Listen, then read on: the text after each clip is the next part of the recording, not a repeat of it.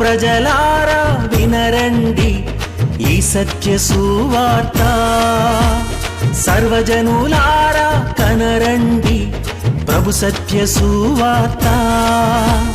వినవచ్చిన ప్రియులకు విమోచన యేసు వార్త. ప్రభు అయిన యేసుక్రీస్తు వారి యొక్క నామంలో మిమ్మల్ని అందరినీ ప్రేమతో ఈ సత్య సువార్తనే ఈ కార్యక్రమానికి ఆహ్వానాన్ని తెలియజేస్తున్నా. దేవుడు మంచి దేవుడు. ఈ ఉదయకాల సమయంలో ఆ దేవుని యొక్క మంచితనం, ఆయన యొక్క గొప్పతనం, ఆయన యొక్క కార్యాలు, ఆయన యొక్క కనికరములు ఇవి మనం జ్ఞాపకం చేసుకుందాం. ప్రతిరోజు మీతో ఇలా మాట్లాడడానికి నా దేవుడు నాకు అనుగ్రహించిన ఈ గొప్ప అవకాశం బట్టి దేవునికి స్తుతి చెల్లిస్తూ ఉన్నా. ఈ ఛానల్ వారిని కూడా నేను దీవిస్తూ ఉన్నా. ఈరోజు నేను మిమ్మల్ని మీ కుటుంబాలని నా చేతులెత్తి ఆశీర్వదిస్తూ ఉన్నా. దేవుడు మిమ్మల్ని దీవించునుగాక, మీ బిడ్డలను దేవుడు దీవించునుగాక.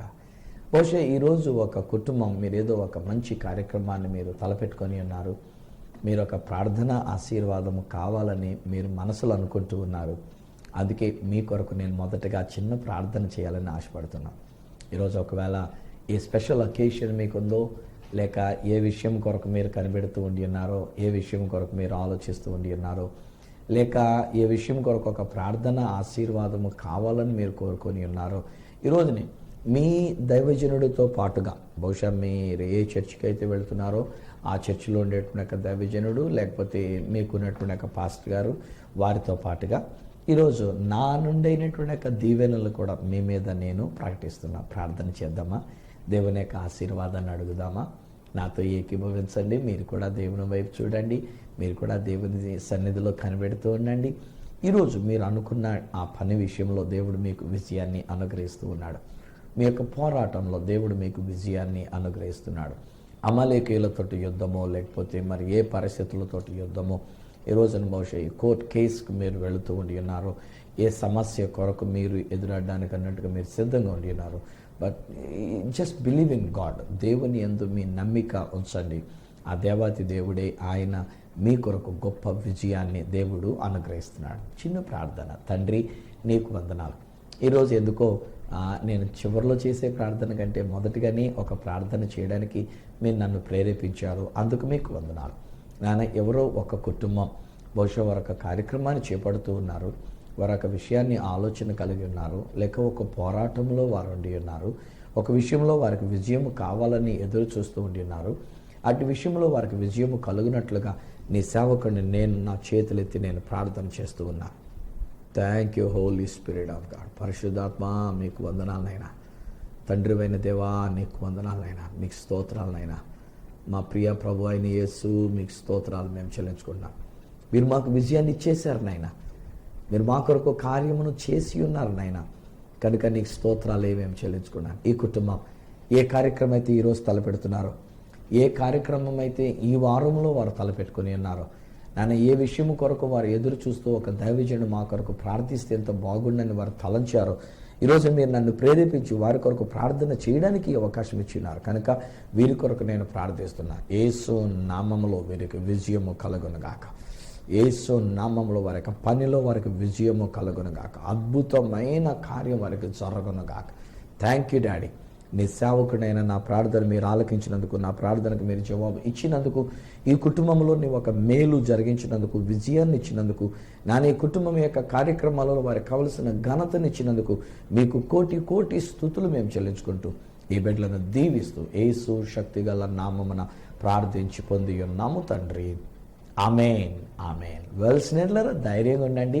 దేవుడు తప్పకుండా మీ పనిలో మీకు విజయాన్ని ఆయన అనుగ్రహిస్తూ ఉన్నారు. వెల్, ఇశ్రాయేలీయుల ప్రజలను గురించినటువంటి విషయాలు నేను ధ్యానం చేస్తూ ఉన్నప్పుడు అద్భుతమైన సాదృశ్యాలండి. ఎన్నెన్ని విషయాలు మనం నేర్చుకోవచ్చండి. వాళ్ళ జీవితంలో నుండి వారికి కలిగినటువంటి అనుభూతులు, వారికి దేవుడు చేసిన కార్యాలు, వీటిలన్నిటిలో మనం సరిపోల్చుకొని చూసుకుంటే ఒకటి మాత్రం నేను ఖచ్చితంగా చెప్తాను. అదేంటంటే, ఇప్పుడు మనం మన ప్రభు అయిన యేసుక్రీస్తు వారిని బట్టి నేను చెప్పాల్సి వస్తుంటాను, we are even greater than those Israelites. ఇశ్రాయేలీయుల కంటే కూడా మనము ఇంకా గనులమైనటువంటి వాళ్ళం. ఇశ్రాయేలీయులకు జరిగినటువంటిది మామూలుగా దేవుడు చేస్తున్నాడు. ఒక ఛాయారూపకముగా దేవుడు ఇచ్చినాడు. అనేకమైన మాదిరికరమైనటువంటి విషయాలు ఇశ్రాయేలీలో నుంచి దేవుడు మనతో మాట్లాడుతూ ఉండినాడు. కానీ మనకైతే తన సొంత కుమారుడినే ఇచ్చి మనల్ని విమోచించినాడు. తన ప్రియ కుమారుడైన యేసు రక్తము ద్వారా మనకు విమోచన అనుగ్రహించినాడు. వాళ్ళకు బండలో నుంచి నిలిచాడు, మనకు బండ అయిన యేసుక్రీస్తు వారిలో నుంచి జీవజలం ఇచ్చాడు.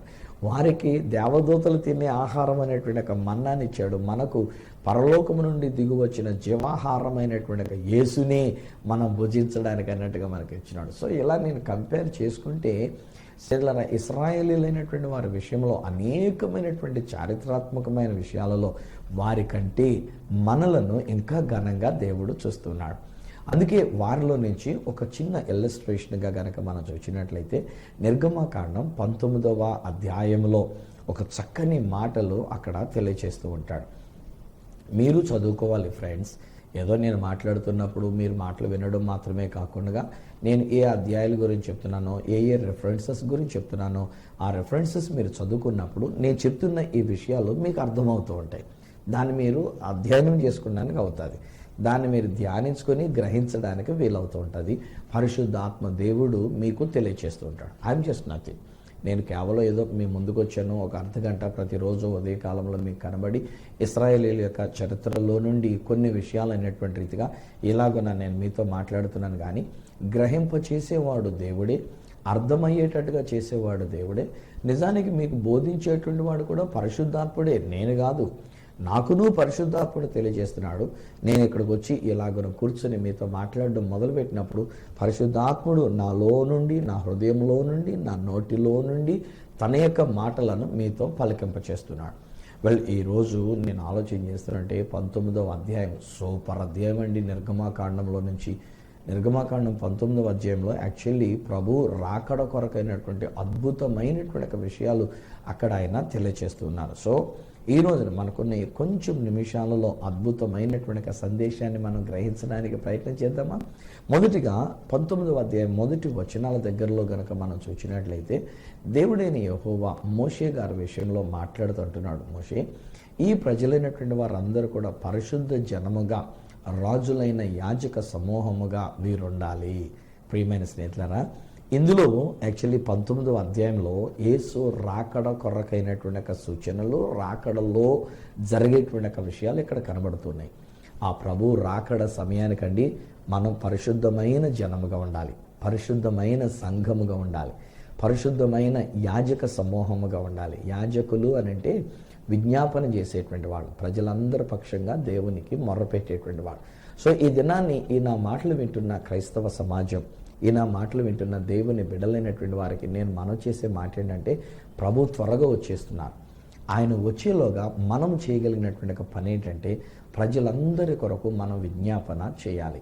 ఈరోజుని అఫ్కోర్స్ మత ఛాందస్సం కలిగినటువంటి కొందరు వ్యక్తులు ఇలాగున యేసు ప్రభుని గురించి బోధిస్తుందంటే, యేసు ప్రభుని గురించి తెలియచెప్తుందంటే, వారికి ఉన్నటువంటి ఒక భారముతో వారు తెలియచెప్తుందంటే, ఈనాడు ఈ గడిచిన ఈ 4-5 సంవత్సరాలుగా ఈ మధ్యలో మరీ పెచ్చిరిల్లిపోతున్నటువంటి రీతిగా మరి ఏ కారణం చేతునో నాకు తెలియదు. కానీ మీకు ఎవరు పర్మిషన్ ఇచ్చాడు, మీరు ఇక్కడ ఎందుకు ఇలా మాట్లాడుతున్నారు, మీరు ఎందుకు సువార్తను ప్రకటిస్తున్నారు, ఎక్కడ మైక్ పెట్టుకున్నాం ఎందుకు, ఇదేమన్నా నీకు హక్కు ఉందా, నడు నేను పోలీస్ స్టేషన్ తీసుకెళ్తా, నిన్ను జైల్లో పెట్టేస్తా, ఇలాంటి మాటలు మాట్లాడి బెదరగొడుతున్నారు.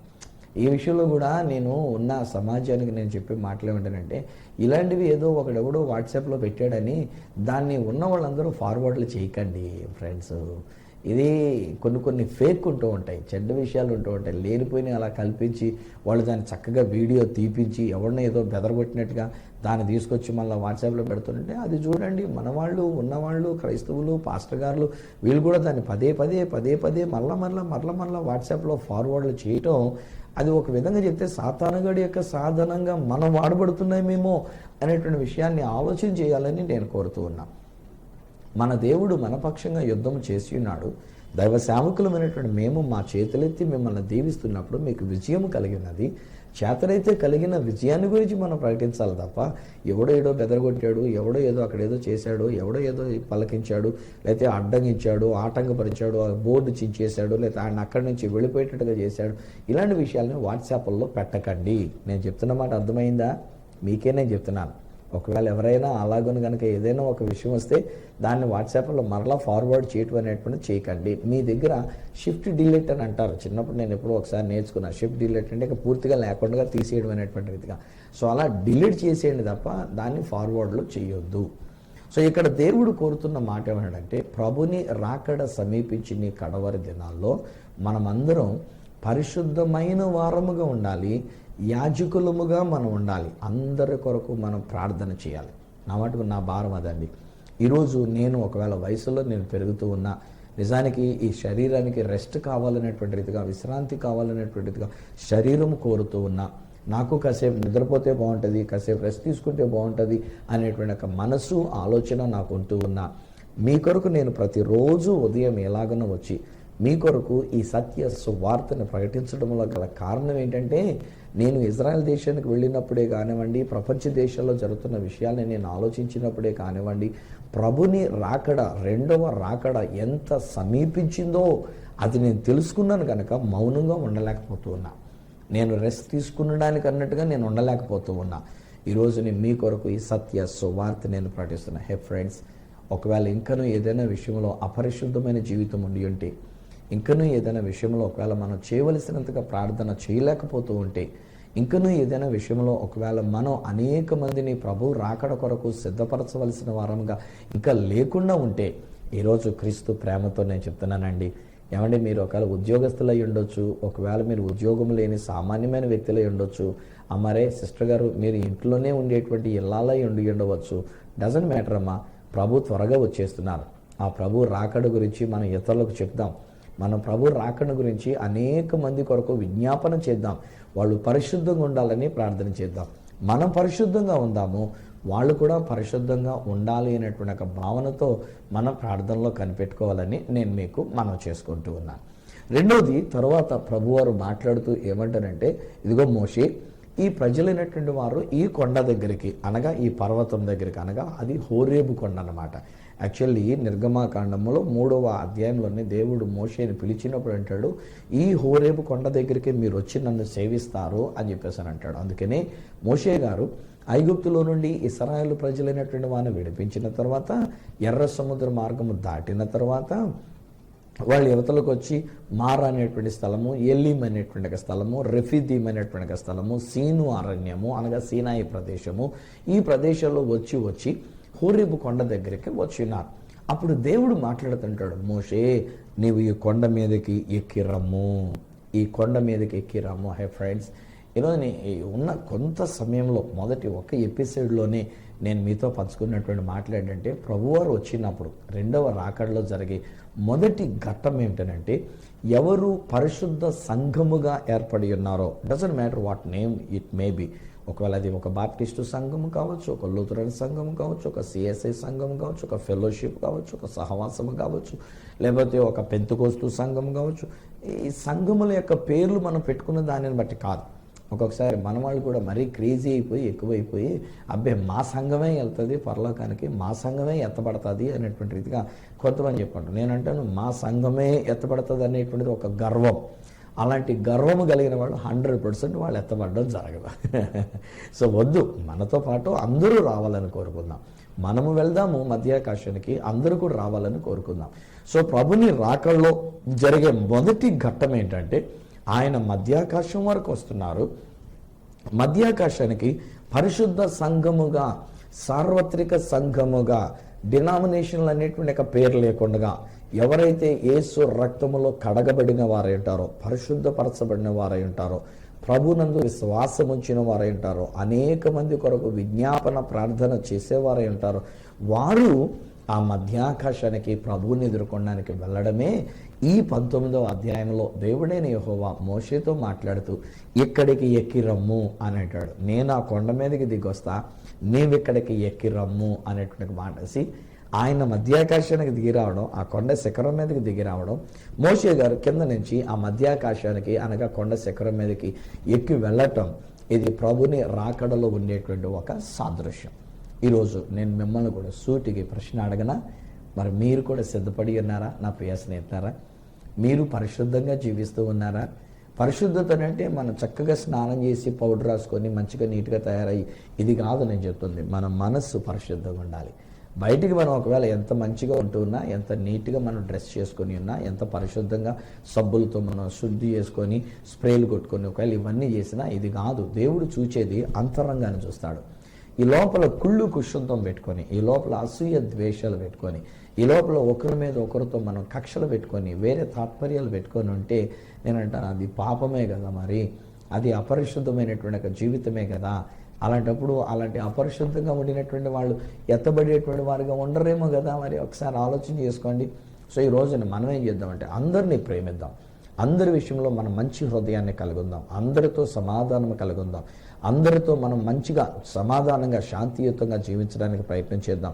దేవుని యొక్క ప్రేమను మన హృదయంలో కలుగుండి ప్రతి ఒక్కరి పట్ల ప్రేమ అనురాగం అనేటువంటిది కలిగిన వారంగా మనం జీవిద్దాం. ఓకేనా ఫ్రెండ్స్?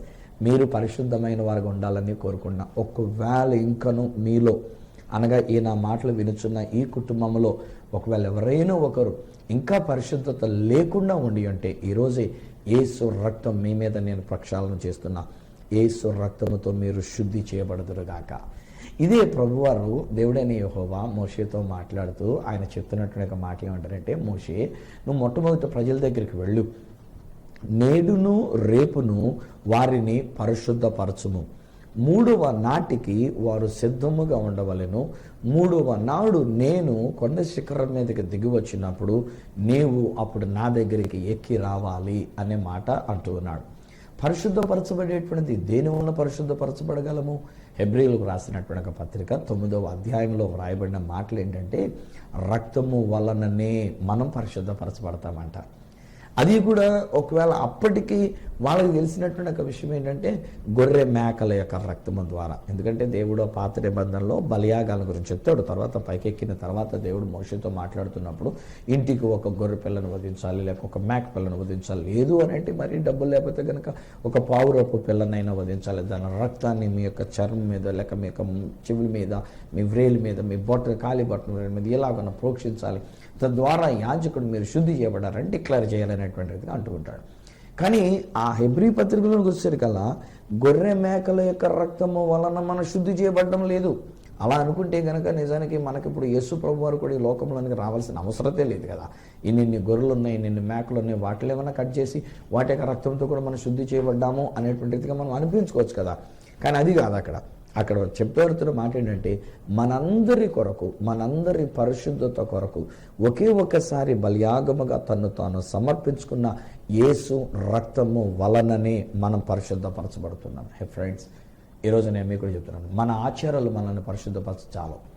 మన యొక్క నదుల నీళ్లు మనను అంతరంగాన్ని పరిశుద్ధపరచాలదు. నీళ్లు పైనున్న దేహాన్ని పరిశుద్ధపరుస్తుంది, కానీ మన అంతరంగాన్ని, మన హృదయాంతరంగాన్ని పరిశుద్ధపరచాలదు. ఎన్ని నీళ్లు మనం మీదేసుకున్నా, ఎన్ని నీళ్లలోనికి ఒకవేళ మనం మునిగినా ఈవెన్ యోర్దాను నది నీళ్లు కూడా నేను ఇన్నిసార్లు తీసుకుని వెళ్తూ ఉంటాను. బాప్తిస్మా అనుభవాన్ని గురించి ఎంకరేజ్ చేస్తూ ఉంటాను. అక్కడ చూపిస్తాయి ఈ నీళ్లు చూడండి ఎంత మురికిగా ఉన్నాయో, ఈ నీళ్లు చూడండి ఎంత సామాన్యంగా ఉన్నాయో. దానిలో క్యాట్ ఫిష్, నానా రకాలైన ఫిష్. ఒక్కొక్కసారి నేను అక్కడ దిగినప్పుడు నా కాళ్ళు కొరుకుతూ ఉంటాయి. ఆ చేపలన్నీ కూడా కదులుతూ ఉంటాను. మిగిలినటువంటి వాళ్ళు ఒకసారి బాప్తిసం పొంది మళ్ళీ అలా వెళ్ళిపోతుంటారు. నేను ఈ 30 మందికి బాప్తిసం ఇచ్చేదాకా నేను అందులోనే ఉన్నప్పుడు నాకు పాదాలు పట్టుకొని నేను లాగుతూ ఉంటాయి, కొరుకుతూ ఉంటాయి. సో మామూలు నీళ్ళు.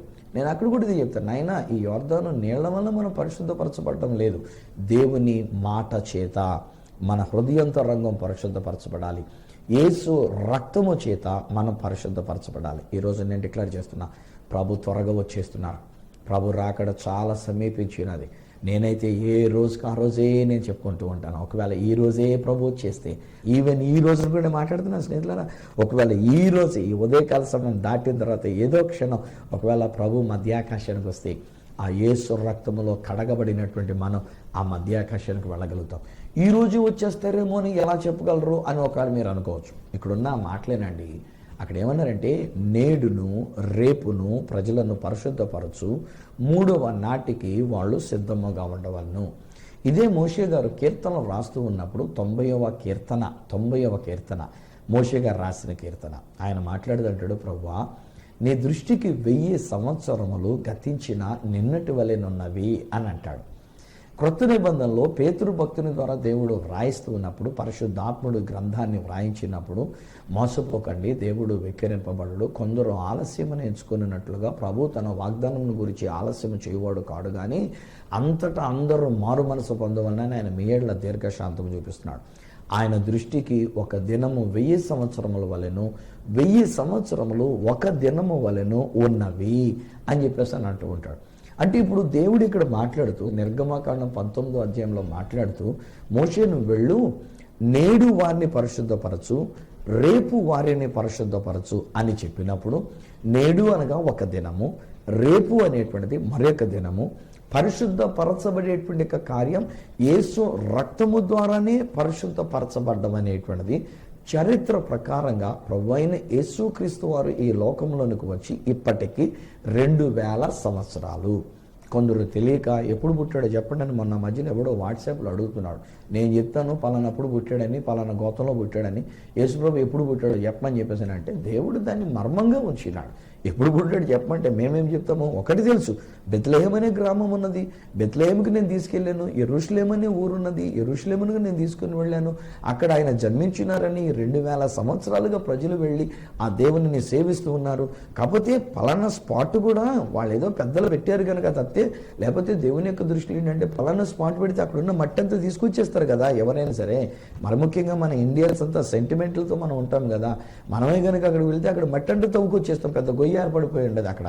అలాగనే ఒకవేళ పలానా తారీఖు అని చెప్పేసి అంటే ఆ తారీఖుని మనం పెట్టుకొని యేసు ప్రభు కంటే, ఆయన చేసిన రక్షణ కార్యము కంటే ఆ దినమును మనం పెద్దగా పెట్టుకుంటామేమో, ఆయన జన్మించిన స్థలాన్ని దాన్ని మనం పెద్దగా పెట్టుకుంటామేమో. మర్మయుక్తంగా దేవుడు పెట్టి ఉన్నాడు. దానికి వాడెవడో అడిగితే వాడికి మనం జవాబు ఏం చెప్పగలం? ఇది విశ్వాసం ద్వారా తర్వాత చారిత్రాత్మకంగా జరుగుతున్నటువంటి ఒక విషయాలు. కానీ ఆల్రెడీ చరిత్ర చెప్తున్న మాట ఏంటంటే, క్రీస్తు పూర్వము, క్రీస్తు శకమని ఆ దినములలో క్రీస్తు ప్రభువారు జన్మించినందుచేత యావత్ ప్రపంచమే ఏసీ బీసీ అనేటువంటి రీతి, ఏడి బీసీ బిఫోర్ క్రైస్ట్, అన్న డొమినీ తర్వాత అనేటువంటి రీతిగా ఎంత ఖచ్చితంగా వాళ్ళు చెప్పగలుగుతూ ఉన్నప్పుడు, అంత మూర్ఖంగా వాడు అలా ప్రశ్న అడగటం అనేటువంటిది వాని యొక్క మూర్ఖత్వం తప్పితే ఇంకేమనాలండి? యేసుప్రభు ఎప్పుడు పుట్టాడో చెప్పండి. నేను ఒక వాట్సాప్లో వచ్చినటువంటి ఒక మెసేజ్లో. సో ఈరోజు నేను అంటాను, యేసుప్రభు వచ్చి దాదాపు 2000 సంవత్సరాలు అయింది. యేసు కార్చిన రక్తములో మనకు పరిశుద్ధత అనేటువంటిది ఈ రోజుని ఆ వ్యక్తికే కానీ, ఈరోజు నా మాటలు వింటున్న మీకే కానీ నేను చెప్పగలిగినటువంటి విషయం ఏంటంటే, ఈ 2 దినములు అనబడిన 2000 సంవత్సరాలుగా బోధకులమైనటువంటి మాలాంటి వాళ్ళం చెప్తున్న మాటలు ఏంటంటే, నాయన యేసు రక్తంలో కడగబడండి బాబు, యేసు రక్తంలో శుద్ధి చేయబడండి నాయన, ఈ యేసు రక్తం మీ పాపముల నుంచి మిమ్మల్ని కడిగి పవిత్రపరచడానికే చిందింపబడింది నాయన. మీరు ఆ దోషములో ఉండొద్దు, మీరు ఆ పాపములో ఉండవలసిన అవసరం లేదు, మీరు ఆ పాపములోనే చచ్చిపోవలసిన అవసరం లేదు, ఆ పాపములోనే చనిపోతే నరకం అనేటువంటిది ఉంది కనుక మీరు ఆ పాపంలో నుంచి కడగబడ్డానికి మీ కొరకే చిందింపబడిన రక్తం. ఇది సువార్త, ఇదే ఈ సత్య సువార్త. మీ కొరకు రక్తం చిందింపబడింది. యేసు రక్తములో మీరు శుద్ధి చేయబడి ఉన్నారు, యేసు రక్తములో మీరు కడగబడి ఉన్నారు, యేసు రక్తము ద్వారా మీ పాపములన్నీ కూడా తీసివేయబడిన అనేటువంటి యొక్క సువార్తని, ఈ సత్య సువార్తగా మేము ప్రకటిస్తున్నాం. ఎందుకు? ఆయన వచ్చే సమయానికి మనం సిద్ధముగా ఉండాలి. మన బట్టలు ఉతుక్కొని మనం సిద్ధంగా ఉండాలి, మన వస్త్రములు తెలుపు చేసుకొని మనం సిద్ధంగా ఉండాలి, మన హృదయం తెలుపు చేసుకొని మనం సిద్ధంగా ఉండాలి. యేసు రక్తముతో మనం కడగబడినటువంటి వారమైంది మనం సిద్ధముగా ఉండాలి. ఇది మేము బోధిస్తున్నాం. హే ఫ్రెండ్స్, ఒకవేళ ఈ రోజుని నా మాటలు వింటున్న మీలో ఇంకా ఎవరైనా పాపములో ఉండి ఉంటే ఖచ్చితంగా చెప్తున్నాను, యేసు త్వరగా వచ్చేస్తున్నారు. మనకి ఎప్పుడో ఏ క్షణమో మనకు తెలియదు. ఆయన మధ్యాకాశానికి వచ్చే విషయం మనకు తెలియదు. ఆయన మధ్యాకాశానికి వచ్చాక 7 సంవత్సరాల అనంతరం భూమి మీదకి వస్తారనేటువంటి విషయం అది తెలుస్తుంది. కానీ ఆయన మధ్యాకాశానికి వచ్చేటువంటి సమయం ఏ నరుడికి తెలియదు, ఏ మానవుడికి తెలియదు. ఈరోజు ఒకవేళ ఆయన వచ్చేస్తే, ఈరోజుని క్రీస్తు ప్రేమతో చేతులు జోడించి నేను మీకు బ్రతిమలాడి చెప్తున్నాను ఫ్రెండ్స్, మీరు నరకానికి పోకూడదండి. ఎవరూ కూడా మనం నరకానికి వెళ్ళొద్దండి. ఆ దేవుడు మన కొరకు సిద్ధపరిచినటువంటి మోక్ష రాజ్యానికి చేరుకుందామండి. ఆ ప్రభుని ఎదుర్కొనడానికి మనం సిద్ధపడదామండి. ఆయన రక్తములో మనం కడగబడినటువంటి వారంగా విశ్వసిద్దామండి. యేసు మన కొరకే ప్రాణం పెట్టాడని మనం నమ్ముదామండి. యేసు మన కొరకే తన రక్తము కార్చినారని నమ్ముదామండి. మన పాపాలు, మన చెడుగు, ద్వేషం ఇవన్నీ కూడా రక్తంలో కడిగేసుకుందామండి. మనం అందరం నిష్కల్మషమైనటువంటి హృదయంతో పరిశుద్ధపరచబడినటువంటి వారముగా ఆయన ఎదుర్కొనడానికి సిద్ధంగా ఉందామా? అదే జరిగింది. తెస్సలోనికీయులకు రాసిన మొదటి పత్రిక 4వ అధ్యాయంలో రాయబడుతున్నటువంటి మాటల ప్రకారంగా 13వ వచనం నుండి రాయబడిన మాటల ప్రకారంగా ఆర్భాటముతోనూ ప్రధాన దూత శబ్దముతోనూ దేవుని బోరతోనూ పరలోకము నుండి ప్రభువు దిక్కు వచ్చేటువంటిది. అదే జరుగుతుందండి. నిర్గమకాండం 19వ అధ్యాయం చదవండి. ఆర్భాటం జరుగుతుంది, బోర శబ్దం వినబడుతుంది, మేఘములు వస్తూ ఉన్నాయి, సాంద్ర మేఘం అక్కడ వస్తూ ఉంది. ఆ ఆర్భాటంలో దేవాతి దేవుడైన యెహోవా 3వ దినమున ఉదయం అయినప్పుడు ఆయన దిగి వస్తున్నాడు. అంటే ఇప్పుడు మనం 2000 సంవత్సరాలు అయిపోయినాయంటే 2 దినాలు అయిపోయినాయి, 3వ దినములోనికి వచ్చేసాం 2000 సంవత్సరం నుండి. సో ఏ క్షణమో ఏ గడియో ఆ ప్రభు రాకడా ఇప్పటికే అన్ని కదులుతూ ఇజ్రాయెల్ దేశంలో నేను చూస్తూ ఉన్నప్పుడు యూదులైనటువంటి వారి విషయంలో, వారికి జరుగుతున్నటువంటి విషయాలలో, అమెరికా వాళ్ళు జరుగుతున్నటువంటి విషయాలలో ఇవన్నీ నేను చూస్తుంటే ఏ క్షణమో ప్రభు రాకడా. నేను ఇలా మాట్లాడుతుంటే ఒకవేళ ప్రభు రాకడా వచ్చేస్తే నేను ఇలా సడన్గా మాయమైపోయి ఆ ప్రభు దగ్గరికి వెళ్ళిపోవాలి, మధ్యాకాశానికి వెళ్ళిపోవాలి. మీరు కూడా మీ ఇంట్లో ఉన్నటువంటి వాళ్ళందరూ కూడా చివరికి ఇంట్లో పనిచేస్తున్నటువంటి దాసీలైనటువంటి వారు కూడా మనమందరం ఆ ప్రభుని ఎదుర్కొనడానికి ఆకాశ మండలమునకు మేఘముల మీద కొనుపోబడేటువంటి భాగ్యం కలిగి ఉండాలని హృదయపూర్వకంగా నేను కోరుకుంటున్నా. మీ కొరకు నా ప్రార్థన. తండ్రి, నీ రాకడ అతి సమీపించినది, దినములు సంపూర్ణమై ఉన్నవి నాన్న. నీ రాకడ కొరకైనటువంటి సమయం ఆసన్నమైనది. ఒకవేళ ఈరోజు మీ రాకడ జరిగితే నాయన ఇంకా మాలో ఉన్నటువంటి దోషాలను తీసివేయండి, మాలో ఉన్న ద్వేషాలను తీసివేయండి, మాలో ఉన్న పాపాన్ని తీసివేయండి. నీ రక్తముతో మమ్మల్ని కడగడానికి నీ రక్తాన్ని కార్చినానైనా ఆ మాట నేను వీరికి ప్రకటన చేస్తూ ఉన్నా. నజరుడైన యేసు శక్తిగల నామములో వీరికినైనా విమోచన కలుగును గాక. యేసు రక్తములో వారు విమోచింపబడిన వారు ఎందరు గాక. యేసు రక్తములో వారు శుద్ధి చేయబడిన వారు ఎందరు గాక. యేసు రక్తములో వారు పవిత్రపరచబడిన వారు ఎందరు గాక. యేసు రక్తములోనైనా వీరు నీ రాకడ కొరకు సిద్ధపరచబడిన వారు ఎందరు గాక. మేము అందరం కొనైనా నీ రాకడ జరిగినప్పుడు ఆ మధ్యాకాశానికి వచ్చే భాగ్యం మీరు మాకు ఇస్తున్నందుకు నీకు స్తోత్రాలు చెల్లించుకుంటూ ఈ బిడ్డలను, ఈ కుటుంబాన్ని దీవిస్తూ నాన్న వీరికి పరిశుద్ధత నేను ప్రకటిస్తూ, నీ రాకడ కొరకైన సిద్ధపాటు వీరికి నేను ప్రకటిస్తూ యేసు శక్తి గల నామమున ప్రార్థించి పొంది ఉన్నాము తండ్రి, ఆమేన్. తండ్రి, కుమార, పరిశుద్ధాత్మలను దేవదేవుని దీవెన ఆశీర్వాదం ఆయన బిడలముగా మనకును మన యొక్క కుటుంబమునకును ప్రభుని రాకడలో మనం ఎత్తబడే గుంపు నుండి ప్రభుని ఎదుర్కొనున్నట్లు సదా తోడయండి, సహాయం చేసి నడిపించును గాక. ఆమేన్, ఆమేన్. స్నేహితులారా, ఆ ప్రభుని రాకడ అతి సమీపించినది. ఏ క్షణమో ఏ గడియో మనకు తెలియదు. ఒకవేళ ఈ రోజు ఆ ప్రభు రాకడ జరిగితే మీ మీద యేసు రక్తాన్ని నేను పలికి ఉన్నాను గనక, యేసు రక్తం మిమ్మల్ని మనందరినీ శుద్ధి చేసినది గనక పరిశుద్ధమైన జనముగా 3వ దినమునకు సిద్ధపాటు కలిగినటువంటి వారముగా ఆ ప్రభుని ఎదుర్కొనే భాగ్యం మీకు, నాకు, మనకు దేవుడు అనుగ్రహించి ఉన్నారు. ఇది నేను నమ్ముతున్నా. అనుగ్రహించును గాక నేను అనట్లేదు, that will be in a future tense. కానీ నేను అంటున్న మాట ఏంటంటే మనం పరిశుద్ధపరచబడి ఉన్నాము, యేసు రక్తములో మనం శుద్ధి చేయబడి ఉన్నాము. యేసు రాకడ జరిగితే మీరు, నేను, మనం అందరం కూడా ఆ ప్రభుని మనం ఎదుర్కొంటాం. ఈ విషయంలో ఇంకా ఏదైనా అనుమానం మీకు ఉన్నట్లయితే, ఏదైనా విషయాలు మీరు తెలుసుకోవాలని కోరుకుంటూ ఉన్నట్లయితే, లేదా ఒకవేళ మీకు ఏదైనా ప్రార్థన విన్నపం ఉండి నేను నాతో పాటు ఉన్నటువంటి బిడ్డలు మీ కొరకు మీ యొక్క పనుల విషయంలో, మీ యొక్క కార్యక్రమాల విషయంలో మేము ప్రార్థన చేయాలని కోరుకుంటూ ఉన్నట్లయితే ఉత్తరం ద్వారా కానీ, ఫోన్ ద్వారా కానీ, ఒక SMS ద్వారా కానీ మీరు మాకు తెలియజేయాల్సిందిగా మనం చేస్తున్నా. నా అడ్రస్ ఈ సత్య సువార్త, సామర్లకోట 533440, తూర్పుగోదావరి జిల్లా, ఆంధ్రప్రదేశ్. అడ్రస్ మరొకసారి చెప్తూ ఉన్నా, ఈ సత్య సువార్త, సామర్లకోట్ 533440, ఈస్ట్ గోదావరి డిస్ట్రిక్ట్, ఆంధ్రప్రదేశ్. అప్పటికొకవేళ నాతో మీరు ఫోన్లో మాట్లాడాలని కోరుకున్నట్లయితే నా ఫోన్ నెంబర్స్ 9848110907, 9440040992, 888855276662. ఒకవేళ నాకు ఈమెయిల్ చేయాలనుకున్నట్లయితే నా ఈమెయిల్ ఐడి ఈ సత్య సువార్త @gmail.com. రేపటి దినాన్ని ఈ సత్య సువార్త కార్యక్రమంలో మిమ్మల్ని కలుసుకునేటంత వరకు మన కొరకు తిరిగి రానయ్యున్న ఆ యేసుక్రీస్తు వారి యొక్క చేతులకు మిమ్మల్ని అప్పగిస్తూ మీ దగ్గర సెలవు తీసుకుంటున్న మీ ప్రియ సహోదరుడు ఈ సత్య సువార్త రాజు.